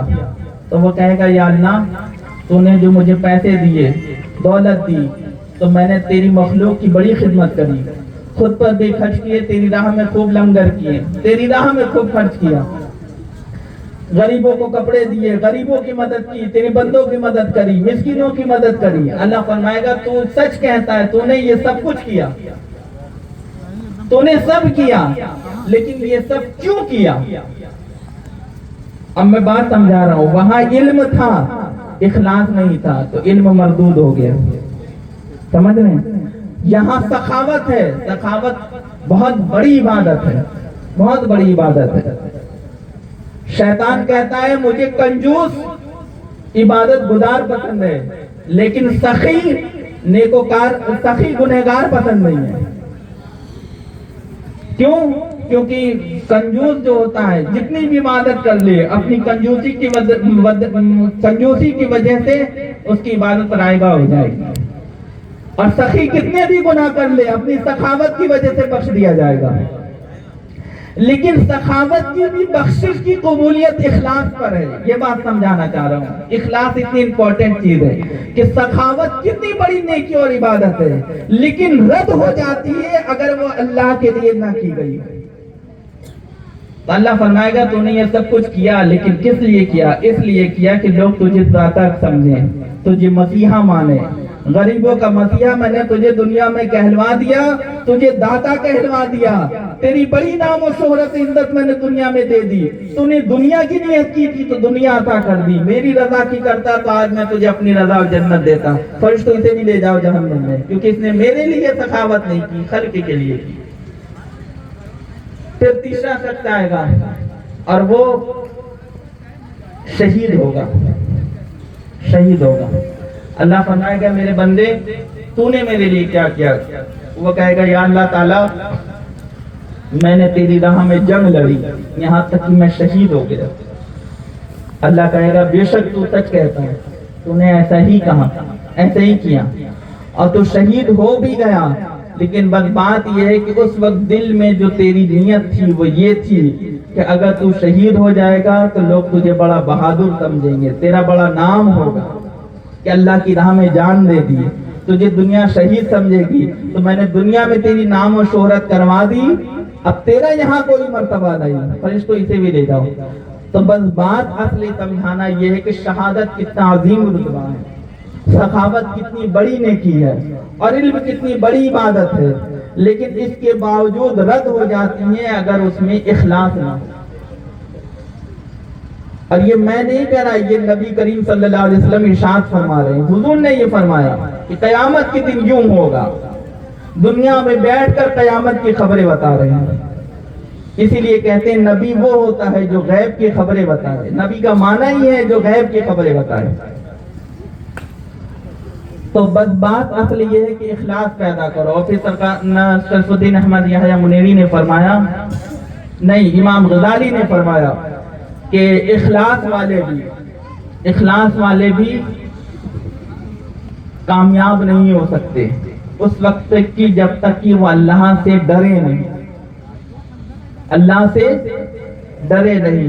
یعنی چوتھا درجہ آپ نے فرمایا، آپ نے بھی یہ تصوف کی 4 درجے بیان فرمائے ہیں۔ پہلا علم، اس سے آگے ترقی کرے تو عمل، اس سے آگے ترقی کرے تو اخلاص، اور اخلاص سے بھی آخری 2 درجہ ہے وہ خوف الہی، اللہ سے ڈرتا رہے، اللہ سے ڈرتا رہے۔ اب میں ایک مثال دے رہا ہوں کہ اب بندے کے پاس علم بھی آ گیا، ٹھیک، وہ عمل بھی کرتا ہے، وہ عبادت میں بھی آ گیا، عمل بھی کرتا ہے، اخلاص بھی آ گیا اس کے اندر، نیکی بھی کر رہا ہے بات، لیکن اگر اس کے اندر خوف الہی نہ ہوگا تو بھی گیا۔ مولا علی شیر خدا کرم اللہ وجہ الکریم نے فرمایا کہ جب بندہ دنیا میں کسی سے ڈرتا ہے تو اس سے دور بھاگتا ہے، لیکن جب اللہ سے ڈرتا ہے تو اس کے قریب ہو جاتا ہے۔ تو دنیا کے ڈرنے میں اور اللہ کے ڈرنے میں فرق ہے۔ اللہ نے فرمایا جو میرے دوست ہیں، الا ان اولیاء اللہ لا خوف، انہیں کوئی خوف نہیں، میرے جو دوست ہیں انہیں کوئی خوف نہیں۔ کیوں کوئی خوف نہیں؟ کیونکہ انہیں صرف ایک خوف ہے جو ہر خوف پہ غالب ہے، اور وہ خوف خوف خدا ہے۔ وَلَا هُمْ يَحْزَنُونَ، اور انہیں کوئی غم نہیں دنیا آخرت کا، انہیں صرف ایک غم ہے، وہ عشق الہی کا غم ہے۔ بس ایک اللہ کا خوف ہے جو ہر خوف سے بے خوف کر دیتا ہے، اور ایک اللہ کی محبت کا غم ہے جو ہر غم سے بے غم کر دیتا ہے۔ اللہ فرماتا ہے جو میرے خوف میں رہیں اور ہر خوف سے بے خوف ہوں، اور جو میرے غم میں رہے، میری محبت کے عشق کے غم میں رہے اور ہر غم سے بے غم ہو، وہی میرے دوست ہیں، وہی میرے دوست ہیں۔ ان اولیاء الا المتقون۔ اب بات سمجھانا ہے کہ اللہ کہہ رہا ہے جو تقوی، خوف الہی، اتقوا اللہ، تقوی کا معنی ڈرنا ہی ہوتا ہے۔ لغتی معنی میں خوف کا معنی اللہ سے مراد، اتقوا اللہ کا مطلب ڈرو اللہ سے۔ الذین ان اولیاء الا المتقون، بے شک اولیاء اللہ جن کی مزار سے آپ آئے ہیں، ان کی شان اللہ بیان کر رہی ہے، وہ اولیاء ہیں جو اللہ سے ڈرتے ہیں، جو اللہ سے ڈرتے ہیں۔ اب ایک بات بتاؤں کہ جو ڈرتا ہے وہی کامیاب ہے، جو اللہ سے ڈرتا ہے۔ کیوں؟ امام غزالی فرمانے چوتھا درجہ اور سب سے آخری درجہ تصوف کا جو ہے اور ولایت کا جو ہے وہ خوف الہی اس لیے ہے کہ ایک میں مثال دے رہا ہوں، آپ اچھی طریقے سے سمجھ جائیں گے کہ میں کیا سمجھانا چاہ رہا ہوں۔ شیطان جب آسمانوں پہ تھا اس کے اندر علم بھی بہت تھا۔ اب میں تینوں امام غزالی کی چیزیں گنا رہا ہوں اس میں۔ اس کے پاس علم تھا، اور علم ایسا ویسا نہیں، ایسا علم کہ فرشتوں کو پڑھائے، ٹھیک، نقطہ بہت غور سے سمجھیے گا۔ عمل بھی تھا، علم والا نہیں عمل والا بھی تھا، اور ایسا عمل کرتا تھا، ایسی عبادتیں کرتا تھا کہ اللہ نے زمین سے اٹھا کر عرش پر بیٹھا لیا۔ ایسا عبادت گزار کہ روئے زمین پر کوئی ایسی جگہ نہیں جہاں اس نے سجدہ نہ کیا ہو۔ اتنی عبادت، کروڑوں سال، اتنا زیادہ عبادت گزار اور علم والا کہ فرشتوں کو پڑھاتے، اور عبادت کی بے مثال اس کی ریکارڈ، اور اخلاص بھی تھا۔ یہ بھی میں بات بتا دوں، شیطان کے اندر بڑا اخلاص ہے، اور آج تک وہ اخلاص ہے، اور اس نے اخلاص کو ہی توحید بنا رکھا ہے، اور ایسا اخلاص ہے کہ اس نے جنید بغدادی نے ایک بار ملے، آپ نے کہا میری ملاقات ابلیس ہوئی، میں نے کہا ابلیس تو نے سجدہ کیوں نہیں کیا آدم کو؟ کہا رے اللہ کی سوا غیر کو سجدہ کیسے کر لیتا؟ اللہ کو وہ آج بھی سجدہ کرتا ہے، مردود وہ نبی کے سجدے کے انکار سے ہوا ہے۔ اخلاص ایسا کہ اللہ ہی اللہ کرتا رہ گیا، اس کی اخلاص کیا، وہ توحید میں پھنس گیا، کیونکہ شیطان بہت بڑا موحد ہے، توحید والا ہے، لیکن نبوت والا بنا نہیں، کیونکہ اللہ نے کہا نبوت کے بعد جو توحید کو قبول کرے اس کی توحید قبول ہے، جو توحید بلا نبوت کے ہے وہ مردود ہے۔ قل هو اللہ احد، جو میرے مصطفیٰ کے کہنے پر مجھے ایک مانے اسے میں جنت دوں گا، وہ ایمان والا ہے، باقی اپنے سے مانتا پھرے اس کی توحید قبول نہیں ہے۔ تو بات یہ ہے، تو شیطان کے اندر اخلاص بھی تھا، لیکن کمال کی بات یہ جب کوئی بہت بڑے مرتبے پر پہنچ جاتا ہے تو وہ بے خوف ہو جاتا ہے۔ یہی چیز شیطان کے اندر پیدا ہو گئی، علم بھی بہت تھا، عبادت بھی بہت تھی، اور اخلاص بھی تھا کہ سب کچھ اللہ کے لیے کیا، تبھی تو اللہ نے اس کی نیکی کا صلہ دیا کہ اسے زمین سے اٹھا کر اپنے مقبولوں میں شامل کر لیا، عزازیل نام رکھا، فرشتوں کا ٹیچر بنا دیا، جنت کے دروازے اس کے لیے کھول دیے۔ تو یہ سب کیوں ہوا؟ جب وہ قبول تھا، مقبول ہو چکا تھا، تو اخلاص تھا تو قبول ہوا اس کا علم و عمل۔ تو لیکن جب اتنا مقبول ہوا تو مقبول ہونے کے بعد ایک سب سے بڑا جو خطرہ بزرگان دین فرماتے ہیں وہ یہ ہوتا ہے کہ مقبول ہونے کے بعد بے خوف کبھی نہ ہو، بے خوف کبھی نہ ہو۔ تو شیطان بے خوف ہو گیا تھا۔ اللہ تعالیٰ پہلے کچھ ہونے والا ہوتا تھا تو اللہ تعالیٰ لوح محفوظ پر لکھ دیتا تھا، اللہ تعالیٰ نے لکھ دیا لوح محفوظ پر کہ آسمان سے ایک شخص کو لعنت کا توق ڈال کر مردود و ملعون کر کے زمین پر پھینک دیا جائے گا۔ یہ بات لوح محفوظ پر اللہ نے لکھ دی۔ اب فرشتے ڈرنے لگے، کیونکہ فرشتوں کو اللہ کا خوف تھا، وہ ڈرنے لگے، وہ ڈرے، کیونکہ بڑا یہ سب سے یہی تھا، ابلیسی کو اللہ نے ٹیچر بنایا تھا، استاد بنایا تھا، سارے فرشتے اسی کے پاس گئے اور اس سے کہنے لگے کہ اللہ نے تمہیں بڑا مقبول کیا ہے، تم اللہ کے بڑے قریب ہو، ایسا کرو ہم لوگ کے لیے دعائیں کرو اللہ کی بارگاہ میں کہ اللہ جسے لعنت کا توق ڈال کے دنیا میں پھینکنے والا ہے وہ ہم میں سے نہ ہو۔ تو شیطان نے کہا رے چھوڑو، میں تو جس وقت اللہ پھینکنے والا ہوگا اسی وقت میں کہہ دوں گا اللہ سے، اللہ روک دے گا۔ یہ اس کی بے خوفی تھی۔ تو جو بے خوف ہوا تو نتیجہ یہ نکلا کہ اس مردود ہی کو اللہ نے عزازیل سے ابلیس کر دیا اور لعنت کا توق ڈال کے مردود و ملعون کر دیا۔ یہ بے خوف ہوا، اللہ کے خوف سے بے خوف ہوا۔ تو جو اصل بات سمجھانا یہ ہے کہ چوتھا درجہ جو آخری درجہ ہے کہ کتنے بھی مقبول ہو جاؤ، کتنے بھی اللہ کی بارگاہ میں قبول ہو جاؤ، لیکن اللہ سے ڈرتے رہو۔ سرکار غوث پاک رضی اللہ تعالیٰ عنہ سے بڑا پیر ہے کوئی کائنات میں؟ آپ سے بڑا کوئی ولی ہے کائنات میں؟ نہیں ہے، لیکن سرکار غوث پاک آپ اللہ سے کتنا خوف کھاتے تھے، کتنا خوف کھاتے تھے؟ عید کا دن تھا، سب عید مبارک آپ کو دے رہے تھے، عام لوگ دے تو کوئی بات نہیں، لیکن جب ان کی لائن کا کوئی دے تو تعجب کرتے ہیں۔ شیخ شہاب الدین عمر سہروردی رضی اللہ تعالیٰ نے مصافحہ کیا، فرمایا یا غوث پاک عید مبارک ہو۔ سرکار غوث پاک نے آپ کا چہرہ دیکھا، فرمایا شہاب الدین میں نے تو تمہیں ایسا نہیں سمجھا تھا۔ تو کہا کیا مطلب؟ آپ نے فرمایا کہ اے شہاب الدین تم مجھے عید مبارک اس دن دینا جس دن میں ایمان کے ساتھ دنیا سے جاؤں گا۔ یہ کس کا قول ہے؟ سرکار غوث پاک کا۔ اور کون غوث پاک؟ جو کہتے ہیں میں گارنٹی دیتا ہوں میرا کوئی مرید بھی ایمان نہیں جائے گا، جو اپنے مریدوں کی گارنٹی لے لے، وہ خود اللہ سے اتنا ڈرتے ہیں کہ پتہ نہیں میں ایمان کے ساتھ جاؤں گا کہ نہیں۔ کیوں؟ کمال کی بات یہ ہے، بزرگان دین فرماتے کہ جو ولی ہوتا ہے، حقیقت میں جو ولی ہوگا، ہر پیر کی بات نہیں کر رہا، شیخ کی بات نہیں، دنیا بھری پڑی ہے پیروں پہ، لیکن حقیقت میں جو ولی ہوگا اس کی نظر اللہ کی ہر صفت پہ ہوتی ہے کہ اللہ ہر لمحہ ایک نئی شان میں ہے، پتہ نہیں کس وقت کون سے نام کی تجلی ڈال دے، قہر کی کر دے کہ مہر کی کر دے، رحمان کی کر دے کہ قہار کی کر دے، جلیل کی کر دے کہ جبار کی کر دے، کریم کی کر دے کہ ستار کی کر دے، وہ اس کی مرضی۔ تو غوث اعظم کی نگاہ وہ تھی، اللہ کی ہر صفت پہ نظر رکھتے تھے کہ پتہ نہیں کس وقت کون سی تجلی ہو جائے۔ قل ہوا یوم فی الشان، وہ ہر لمحہ ایک نئی شان میں ہے، ہر لمحہ ایک نئی شان میں ہے۔ امام اعظم ابو حنیفہ ہم لوگ فالو ہیں مرے نا انہی کی تقلید کرتے ہیں۔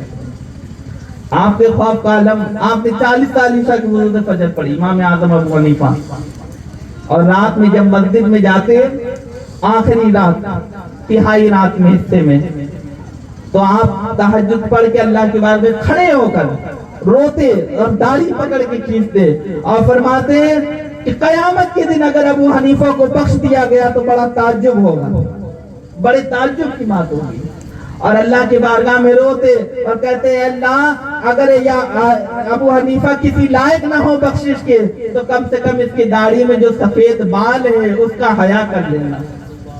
تیرے حبیب نے فرمایا اللہ سفید بالوں کا حیا کرتا ہے، یعنی مجھے بوڑھا سمجھ کے معاف کر دینا۔ یہ کون امام اعظم جن کے جو سب ولیوں کے امام ہیں، سرکار غوث پاک جو سب ولیوں کے امام ہیں، وہ اللہ کی سے اتنا زیادہ ڈرتے تھے۔ بس بات یہ سمجھانا، تو چوتھا درجہ اخلاص ہے کہ کوئی کتنا بھی بڑے مقام پر پہنچ جائے غوث اعظم سے تو نہیں آگے جائے گا، امام اعظم سے تو آگے نہیں جائے گا۔ تو بس بات سمجھانا یہ کہ کتنی بلندی پر بات یہ ہے کہ اللہ جس کو جتنا قریب کرتا ہے وہ اتنا زیادہ پھر ڈرنے والا ہو جاتا ہے، جو جتنا اللہ سے دور ہوتا ہے وہ اتنا بے خوف ہوتا ہے، جو اللہ کے جتنا قریب ہوتا ہے اتنا ڈرتا ہے۔ اس لیے اللہ نے فرمایا جو ڈرنے والے ہیں ان اولیاء اللہ المتقون وہ میرے دوست ہوتے ہیں، میں ان سے محبت کرتا ہوں۔ تو بات وہیں پھر اپنی گھما کے لا رہا ہوں کہ سرکار غوث پاک نے فرمایا کہ توبہ ظاہری توبہ باطنی حاصل کرے، کہ ظاہری اپنی عبادت توبہ کا جو طریقہ میں نے بتایا ہے حقوق اللہ کے، حقوق العباد کے تحت ادا کرے، اور باطنی کا یہ ہے کہ اپنی نیت درست کرے۔ نیت میں اخلاص ہے، زبان سے بولنے پر اخلاص نہیں ہوتا۔ آپ کوئی نماز پڑھو کہ میں نے اللہ کے لیے کری تو ایسا نہیں ہوتا۔ نیت اللہ سے دیکھ رہا ہے، نیت خلق نہیں دیکھتی، خلق باطن نہیں دیکھتی، خلق ظاہر دیکھتی، دنیا ظاہر دیکھتی ہے، باطن اللہ دیکھتا ہے۔ امام غزالی نے فرمایا کہ لوگوں تم اپنے چہروں کو دھوتے ہو، چہروں کو دھوتے ہو، کیوں دھوتے ہو؟ کیونکہ خلق دنیا دیکھے گی، اگر منہ پہ کوئی چیز سن گئی لگ گئی تو لوگ کہیں گے دیکھو فلاں چیز تمہارے چہرے پر لگی ہوئی ہے، لیکن فرمایا تم روز چہروں کو دھوتے ہو کیونکہ دنیا دیکھتی ہے، کبھی اپنے دل کو بھی دھویا کرو، مولا کی نظر ہر وقت اس پر ہوتی ہے، اللہ کی نظر ہمیشہ تمہارے دل اور نیتوں پر ہے، اور دل اور نیت میں اخلاص ہونا چاہیے، جو میں نے ابھی بات حدیث شریف سے سمجھائی۔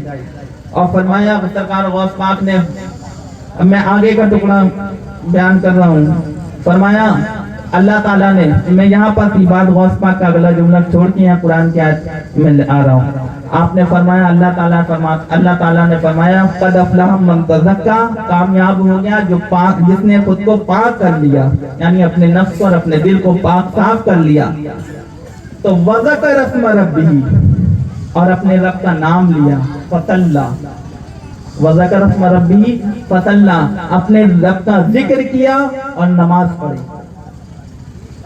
یعنی تین چیزیں اللہ نے فرمایا، کامیاب ہونا ہے تو تین چیزیں لازم رکھ لو، ایک نفس کو اور دل کو گناہوں سے پاک کر لو، نفس ظاہر کو پاک کر دے گا، دل باطن کو پاک کر دے گا۔ نیت سے درست ہونا بہت زیادہ اہم ہے، یہ جان لے، انما الاعمال بالنیات، عمل کا دار و مدار نیت پر، جو میں نے ابھی بتایا اللہ نیکی لکھ لیتا ہے اگر نیت درست ہو جائے، اللہ گناہ کو لکھنے نہیں دیتا اگر نیت درست ہو جائے۔ نیت تو بہت زیادہ امپورٹنٹ، سارے عمل کی قبولیت کا دار و مدار نیت پر ہے۔ حضور نے فرمایا مومن کی نیت اس کے عمل سے بہتر ہوتی ہے۔ تو ایک اور مثال دے رہا ہوں تاکہ بہت اچھے سے بات ذہن میں بیٹھ جائے، تب میں آگے بات کروں۔ مولا علی شیر خدا کرم اللہ کریم، آپ مسجد میں بیٹھے تھے، ایک شخص آیا، بدو شخص آ کے اس نے جلدی جلدی تیزی سے نماز پڑھی، اسپیڈ کے ساتھ۔ جب وہ نماز پڑھ چکا تو مولا علی شیر خدا کرم اللہ وجہ الکریم آپ دیکھ رہے تھے، آپ نے اس شخص کو بلایا اور کہا کہ تم نے یہ جو نماز پڑھی ہے یہ بڑی جلدی جلدی پڑھی ہے، اس کو دہراؤ اور آہستہ آہستہ آرام سے پڑھو، سکون کے ساتھ پڑھو۔ مولا علی امیر المومنین تھے، اپنے وقت کے خلیفہ تھے، اس نے فوراً نماز آہستہ آہستہ اطمینان کے ساتھ دہرائی۔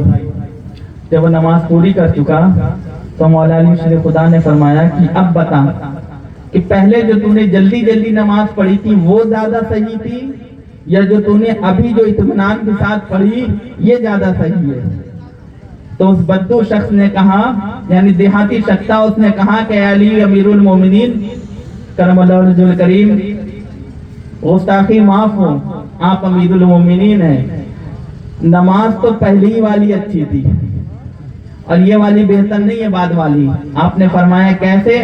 اس نے کہا کہ علی اگرچہ میں نے نماز جلدی جلدی پڑھی تھی لیکن اللہ کے لیے پڑھی تھی، اور جو بعد والی اطمینان سے پڑھی وہ آپ کے دروں کے ڈر سے پڑھی ہے کہ نہیں پڑھوں گا تو مار کھاؤں گا۔ تو بات یہ ہے کہ نماز ظاہری اطمینان سے تھی لیکن دل میں نیت صحیح نہیں تھی۔ تو نیت اگرچہ جلدی پڑھا تھا لیکن پڑھا اللہ کے لیے تھا۔ سمجھانا یہ چاہ رہا ہوں کہ ظاہر کے ساتھ باطن کا درست ہونا لازم ہے۔ اگر نیت درست نہ ہوئی تو آپ کا عمل ظاہر بھی بیکار ہو جاتا ہے، محنت رائے گا چلی جائے گی، کیا فائدہ؟ اور نیت میں آپ کو کیا محنت کرنی ہے؟ صرف نیت ہی تو کرنی ہے، صرف نیت کرنے میں کیا محنت لگتی ہے؟ صرف دل کے رخ کو موڑنا ہے۔ انی وجہت وجہا للہ الذی فطر السماوات والارض حنیفا وانا من المشرکین، میں نے اپنی توجہ اپنی جہت اللہ کی طرف سے کر دی۔ تو بات یہ ہے کہ ظاہر کے ساتھ باطن درست ہو، تو غوث پاک نے فرمایا دونوں توبہ لازم کرے۔ اب غوث پاک فرماتے ہیں تا کا دوسرا حرف صاد ہے، صاد سے مراد صفا ہے، صفائی۔ سر الاسرار فیما یحتاج الیہ الابرار میں آپ نے یہ قول فرمایا۔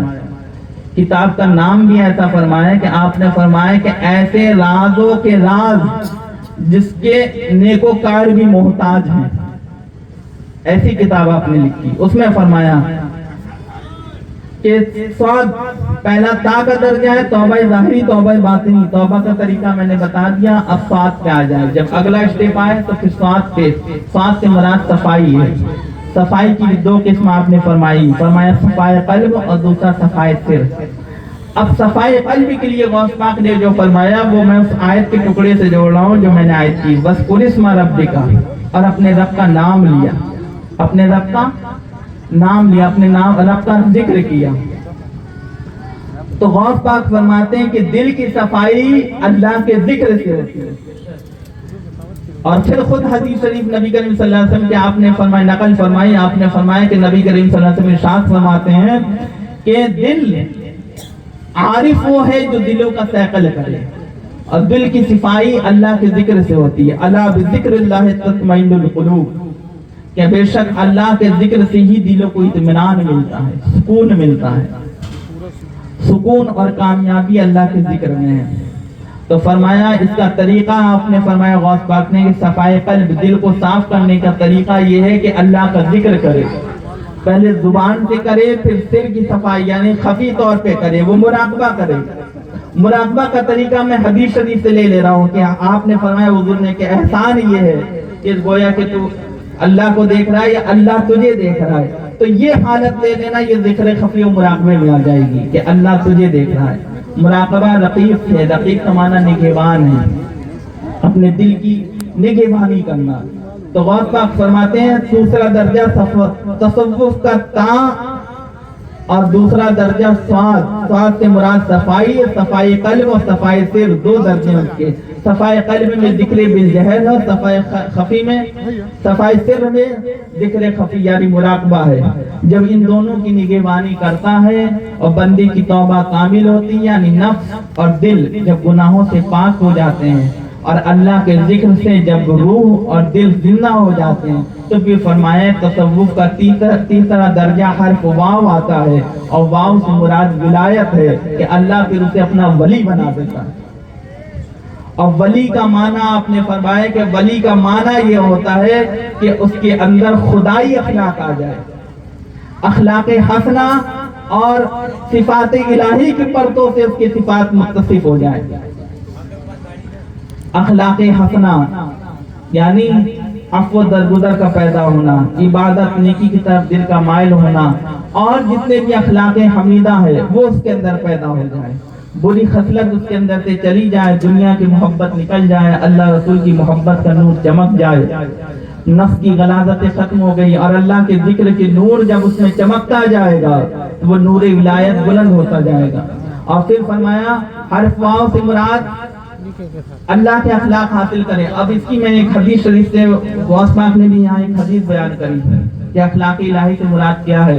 سرکار غوث پاک فرماتے وہ حدیث شریف نبی کریم صلی اللہ علیہ وسلم نے فرمایا کہ ولایت کا ماحصل یہ ہے کہ بندے کے اندر خدائی اوصاف پیدا ہوں۔ یعنی وہ کیسے؟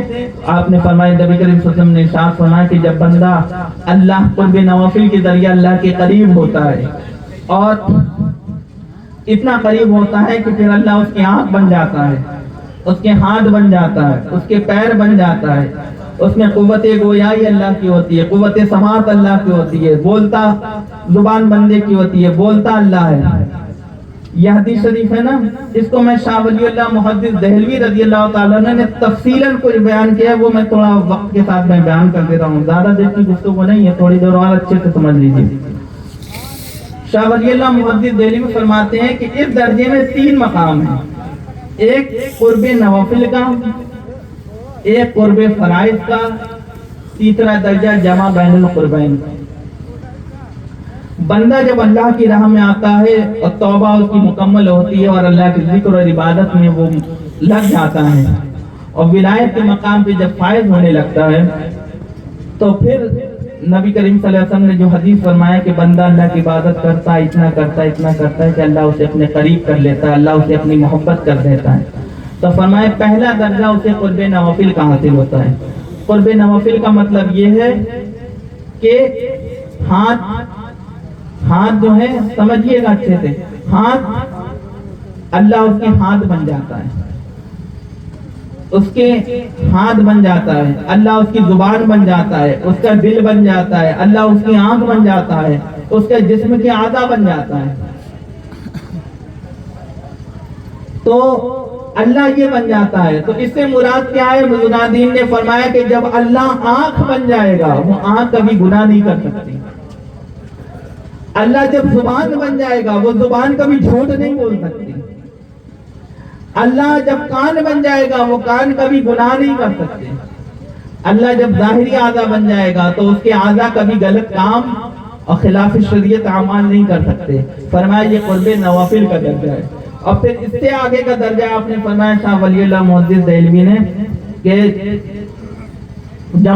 پھر قرب فرائض پر جاتا ہے۔ قرب فرائض کا مطلب یہ ہے کہ پھر آنکھ بندے کی ہوتی ہے لیکن دیکھتا اللہ ہے، کان بندے کے ہوتے ہیں لیکن سنتا اللہ ہے، زبان بندے کی ہوتی ہے لیکن بولتا اللہ ہے، ہاتھ بندے کے ہوتے ہیں لیکن اس میں پکڑ اور گرفت اللہ کی ہوتی ہے۔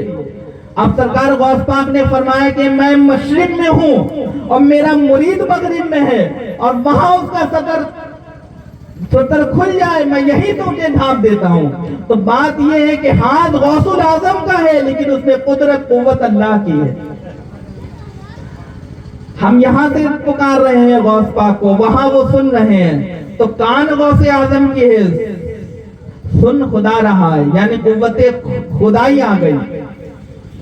تو بات یہ ہے کہ آنکھ بندے کی ہوتی ہے، دیکھتا خدا ہے، یعنی دیکھنے والی آنکھیں جو نور ہے، روشنی آنکھوں کی، وہ خدا ہوتا ہے۔ اسی حضور نے فرمایا اتقوا صراط المؤمن ينظر بنور اللہ، مومن کی نگاہ سے بچو، وہ اللہ کے نور سے دیکھتا ہے۔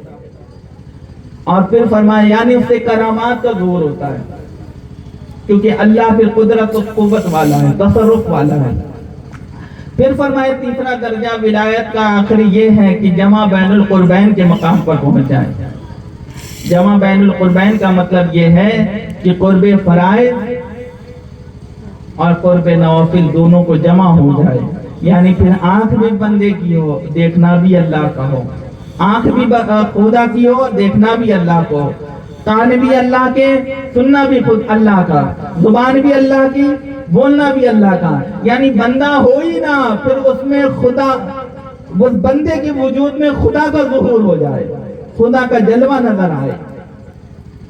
جب خدا کا جلوہ بن جاتا ہے تب وہ 90 لاکھ کلمہ پڑھ لیتے ہیں، سمجھ رہے ہیں آپ؟ جب ولی اس مقام پر پہنچتا ہے، اور اس کی مثال میں خود قرآن شریف سے دے دوں اگر بات سمجھ میں نہ آئے، اللہ نے فرمایا اپنے محبوب کے لیے وما رمیت اذ رمیت، وما رمیت، اے محبوب آپ نے پھینکی ہی نہیں، آپ نے جنگ حنین پہ کنکڑیاں پھینکی تھی کافروں کی طرف اٹھا کر، اللہ نے فرمایا وما رمیت، آپ نے پھینکی نہیں، اذ رمیت، جو آپ نے پھینکی، ولیکن اللہ رما، وہ تو اللہ نے پھینکی تھی، تو وما رمیت، آپ نے نہیں پھینکی، یہ قرب نوافل تھا، اذ رمیت، جو آپ نے پھینکی تھی، یہاں اللہ کا تصرف، تو اللہ نے پھینکی تھی، اذ رمیت، جو آپ نے پھینکی تھی، یہ قرب فرائض ہے، اور جمع بین المقربین آپ نے تیسرے، ولیکن اللہ رما، وہ تو اللہ نے پھینکی تھی، یعنی دیکھنے میں جو وجود مصطفیٰ تھا حقیقت میں خدا کا ظہور تھا، جو فعل تم دیکھ رہے تھے وہ مصطفیٰ کا نہیں خدا کا تھا، ان الذین یبایعونک انما یبایعون اللہ ید اللہ فوق ایدیہم، جو میرے مصطفیٰ آپ کے ہاتھوں پر بیعت کرتے، دنیا دیکھتی ہے صحابہ آپ کے ہاتھ پر بیعت کر رہے ہیں، لیکن وہ ید اللہ فوق ایدیہم، وہ آپ کا نہیں، وہ تو خدا کا ہاتھ، دیکھنے میں ید مصطفیٰ ہے لیکن حقیقت میں ید اللہ ہے، یہ جمع بین القربین کا مقام ہے۔ پھر غوث پاک فرماتے ہیں کہ چوتھا حرف اور آخری حرف فا ہے، فا سے مراد فنا فی اللہ ہے، یعنی اللہ کی ذات میں فنا ہو جانا، اور یہ جمع بین القربین کا ہی مقام ہے کہ بندہ اس قرب کے درجے پر پہنچ جائے کہ اس میں خدا کی جلوے نظر آنے لگے، اور جب اللہ کی، غوث پاک فرماتے ہیں جب فانی بندے کو باقی ذات کے ساتھ تعلق ہو جاتا ہے تو پھر اللہ کے ساتھ، اللہ میں جب فنا ہوا تو اللہ کی ذات باقی رہنے والی، تو اللہ کی ذات باقی رہنے والی ہے تو اس بندہ ولی بھی باقی رہنے والا ہو جاتا ہے، اس لیے وہ مرنے کے بعد بھی باقی ہوتے ہیں، اور وہ اسی طرح تصرف کرتے ہیں جس طرح اپنی زندگی میں کرتے تھے۔ ایک اولیاء اللہ تھے، ایک ولی اللہ، آخری وقت میں یعنی پردہ کر گئے، اور ان کے جسد مبارک رکھا ہوا تھا، اور اس میں وہ مسکرانے لگے، ہنسنے لگے، کسی نے کہا کہ بتاؤ کیسے عجیب ہیں کہ مرنے کے بعد ہنس رہے ہیں، وہ ولی اللہ تھے، آنکھ کھول دی، انہوں نے فرمایا بیوقوف ہو تم، یہ تمہیں عجیب بات لگ رہی ہے کہ میں ہنس رہا ہوں، ارے عجیب بات تو تم کر رہے ہو جو مجھے مرا ہوا سمجھ رہے ہو، خدا کی قسم میں زندہ ہوں اور اللہ کا ہر ولی زندہ ہے، اور جو مر جائے وہ ولی نہیں، ولی تو ہوتا ہی وہ ہے جو زندہ ہوتا ہے، کیوں؟ کیونکہ ولی اللہ کی ذات میں مر چکا اور اب اللہ کی ذات کے ساتھ باقی ہے، وہ فنا فی اللہ کی منزل طے کر کے بقا فی اللہ کی منزل پر آ گیا، اب وہ ہمیشہ باقی رہے گا، جس طرح اللہ کی ذات باقی تو اللہ کی صفات باقی ہے، اور صفات میں فنا ہونے والا اس ولی اللہ باقی، کیونکہ اس میں اس کا نور کا ظہور ہو گیا۔ تو بس بات یہ سمجھانی ہے، اب ہمارے لیے اصل زندگی یہ ہے کہ کوشش کرے، میں نے جو بیان کرا اس میں سے ضروری نہیں پوری بات پہ عمل کیا جائے، میں نے کہا نا علم ضروری نہیں، تقریر تو کی جاتی ہے 1-2 گھنٹے کے لیے، آدھے گھنٹے کے لیے، بات یہ نہیں ہے، بات یہ کہ اس میں 2-3 باتیں بھی عمل کر لی جائے تو کافی ہوتی ہے، پوری نہیں لے سکتے، پوری ہو جائے تو اللہ کا کرم، میری قسمت، لیکن اگر اتنا نہیں ہے تو تھوڑا بہت اللہ مجھے اور آپ سب کو سچی توبہ کرنے کی توفیق عطا فرمائے، ان سب باتوں پر عمل کرنے کی توفیق عطا فرمائے۔ آخری واقعہ میں 2 واقعہ عرض کر کے بات ختم کر رہا ہوں، زیادہ بڑے نہیں ہیں، بس ایک نصیحت آموز ہے، اس لیے میں بات کیونکہ پوری میری گفتگو کا نچوڑ ہو جائے گا۔ یہ خواجہ ذوالنون مصری سے کسی شخص نے کہا کہ میں دنیا کے بڑے بڑے ولی اللہ کے پاس گیا، بڑے بڑے بزرگوں کے پاس صحبت میں نے اختیار کری، اور میں نے سب سے ایک ہی نصیحت لی کہ میں نے کہا کہ آپ کو معلوم ہو جائے کہ آج آپ کی موت کا آخری دن ہے تو آپ کی عمل کیا ہوگا، آپ کو پتہ چل جائے کہ میں کل مرنے والا ہوں، آج میرا آخری دن ہے، تو آپ یہ دن کس طرح گزاریں گے؟ کیا عبادت کریں گے؟ کون سے وظیفے پڑھیں گے؟ کون سے عمل نیکی بعد نیکی کے کام کریں گے؟ میں بس وہ جاننا چاہتا ہوں۔ تو مجھے ہر بزرگ سے، ہر پیر سے، ہر ولی اللہ سے الگ الگ چیزیں حاصل ہوں، کسی نے کچھ کہا، کسی نے کچھ کہا، تو اب میں آپ کی خدمت میں آیا ہوں۔ آپ مجھے بتائیے کہ آپ کا عمل کیا ہوگا؟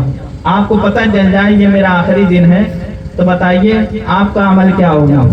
آپ نے فرمایا وہی ہوگا جو ہمیشہ رہتا ہے، جو میرا روز کا معمول ہے وہی آج بھی معمول رہے گا اگر مجھے معلوم ہو جائے کہ کل میری موت ہے۔ اس نے کہا سمجھا نہیں۔ آپ نے فرمایا سمجھو اس بات کو کہ اصل بات یہ ہے کہ میں اپنے ہر دن کو اپنی زندگی کا آخری دن سمجھ کے رکھتا ہوں، اپنی زندگی کا آخری دن سمجھ کے رکھتا ہوں، رہتا ہوں۔ جب آخری دن سمجھ کے رہو گے تو ہر دن وہی معمول رہے گا، ہر دن وہی معمول رہے گا۔ اس لیے اپنی زندگی کے وہی معمول لیں جو قیامت تک کام آئے۔ حضور نے فرمایا اللہ اس کے رسول کو وہی عمل پسند ہے، وہی نیکی پسند ہے جو ہمیشہ کیا جائے اگرچہ تھوڑی کیوں نہ ہو۔ تو اس لیے اپنی عبادت، ایک تو ہمارا مسئلہ یہ ہے کہ ہم وقتی طور پہ عبادت کرتے ہیں، وقتی طور پہ جلسوں میں آ گئے، وقتی طور پہ نعتیں پڑھ لی، وقتی طور پہ تقریریں کر لی، وقتی طور پہ نمازیں پڑھ لی، وقتی طور پہ سب عبادت کر لیے۔ نہیں، وقتی طور پہ کچھ نہیں ہوتا۔ اصل میں زندگی میں استقامت اہم ہے۔ الاستقامت فوق الکرامت، استقامت کرامت سے بھی اوپر کی چیز ہے۔ استقامت اختیار کریں، اللہ اس کے رسول کو استقامت زیادہ پسند ہے۔ اہدنا الصراط المستقیم، ہمیں صراط المستقیم چلا، استقامت والا راستہ۔ تو بس مستقیم استقامت والا راستہ ہی اصل ہے۔ اس لیے جو بھی نیکی کرے اس میں استقامت ہمیشہ اختیار کرے کہ آج میں نے عبادت کری، میں نے یہ وظیفہ رکھا، میں نے یہ نیکی کے کام کیے، تو اس کو آپ روٹین بنائیں، ریگولر کریں، زندگی بھر کا معمول بنائیں، کیونکہ دنیا میں نہ صحیح لیکن قیامت کے دن یہ ایک ایک نیکی بڑی کام آنے والی ہے۔ جہاں ماں باپ بھی ایک ایک نیکی نہیں دیں گے، اولاد کو اولاد ایک نیکی نہیں دے گی ماں باپ کو، ہر کوئی نفسا نفسی میں ہوگا، ایک ایک نیکی کے لیے مارا مارا پگڑے گا اور ایک دوسرے کا دشمن بنا ہوگا، تب ان کی اہمیت سمجھ میں آئے گی۔ دنیا میں پیسوں کے لیے کیسے مارا ماری کرتے ہیں، تو سمجھو آخرت کی نیکیاں پیسے ہیں، آخرت میں نیکیاں ہی پیسے ہیں۔ یہاں کے پیسے دوسرے ہیں، وہاں کی نیکیاں سمجھ لو پیسے ہیں، یعنی پیسے وہاں کی نیکیاں ہیں۔ یہاں دنیا میں لوگ پیسوں کے لیے مارے مارے پھرتے ہیں، قیامت میں نیکی کے لیے مارے مارے پھریں گے۔ اس لیے نیکیوں کی کثرت کریں۔ اور آخری واقعہ میں سیدنا باعث بستامی کا بیان کر رہا ہوں۔ سرکار سیدنا باعث بستامی رضی اللہ تعالیٰ عنہ کے پاس ایک شخص آیا، ان کے قدموں میں گر گیا اور کہنے لگا حضرت میری بچی کی شادی ہے، آپ سے عرض ہے کہ آپ تشریف لے آئیں۔ آپ نے فرمایا میں نہیں آؤں گا۔ وہ بڑے گریہ زاری میں لگا، منت و سماجت کیا، حضرت آپ آئیے گا آئیے گا آئیے گا۔ آپ نے منع کرتے رہے، لیکن کچھ لوگ ہوتے ہیں کہ پیچھے پڑ جاتے ہیں۔ جب بہت زیادہ پیچھے پڑ گیا تو باعزید بستامی رضی اللہ تعالیٰ عنہ نے اس سے فرمایا کہ ٹھیک ہے میں آؤں گا، لیکن 3 شرطیں ہیں میری۔ اس نے کہا مجھے ہر شرط منظور ہے، بس آپ قدم مبارک میرے قریب کھانے پہ رکھ دیں۔ آپ نے فرمایا ٹھیک ہے، پہلی شرط میری یہ ہے کہ میں جہاں چاہوں گا وہاں بیٹھوں گا۔ اس نے کہا ٹھیک ہے حضور، آپ جہاں اچھی سے اچھی جگہ میں آپ کو بیٹھاؤں گا، اس میں کیا ہے؟ اس نے کہا، آپ نے فرمایا دوسری شرط یہ ہے کہ میں جو چاہوں گا کھاؤں گا۔ اس نے کہا ارے حضرت آپ کے لیے سارا دسترخوان ہے، جو چاہے گا کھائیے گا، کوئی روک ٹوک نہیں۔ آپ نے فرمایا تیسری شرط یہ ہے کہ پھر میں جو کہوں گا وہ کرنا پڑے گا۔ آپ نے فرمایا، اس نے کہا حضرت آپ کا حکم سر آنکھوں پر، جو کہیے گا کریں گے، کوئی بات نہیں، بس آپ تشریف لے آئیں۔ کوئی بات نہیں۔ جب شادی کا دن ہوا، باعزید بستامی رضی اللہ تعالیٰ عنہ، میں دنیا کی حقیقت بتا رہا ہوں، ان بزرگان دین کی محفل میں آئے تو یہ حقیقت میں ان کی سوچ کیا ہے، ان کی کیا راستے ہیں جس سے یہ اللہ رسول کو پا چکے ہیں۔ اب جب ہم آئے ہیں تو ان کے طریقے پہ چلنے کی کوشش کریں، ان سے کچھ لے کے جائیں۔ اللہ مجھے آپ سب کو عمل کرنے کی توفیق عطا فرمائے۔ باعزید بستامی رضی اللہ تعالیٰ عنہ جب تشریف لائے تو معلوم کہاں بیٹھے؟ جہاں لوگوں کی جوتے اور چپل رکھی تھی وہاں جا کے بیٹھ گئے۔ حافظ جی تشریف رکھتے کہاں جا رہے؟ تو جہاں لوگوں کی جوتے چپلیں رکھے تھے وہیں جا کے بیٹھ گئے. تو اس نے کہا ارے حضرت یہاں کہاں آپ کی جگہ, ہم نے آپ کے لیے اچھا خاصی جگہ رکھی ہے. تو آپ نے فرمایا نہیں, میری تو شرط ہی یہ تھی کہ میں جہاں چاہوں گا وہاں بیٹھوں گا. تب مجبور تھا, وہ بھی کچھ نہیں کر سکا, آپ وہیں بیٹھ گئے. اور پھر آپ نے کہا کہ جاؤ میرے لیے سوکھی روٹی لاؤ.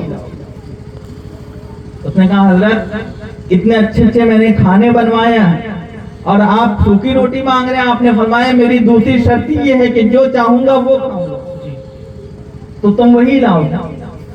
تو خیر وہ سوکھی روٹی کی شرط رکھی تھی, لے آیا. آپ نے وہ سوکھی روٹی بیٹھ کے کھائی. پھر تیسری فرمایا کہ جو میں تمہیں یاد ہے تیسری شرط؟ اس نے کہا, فرمایا کہ معلوم ہے میں جو کہوں گا وہ کرنا پڑے گا. اس نے کہا حضرت جو کہیں گے وہ کروں گا.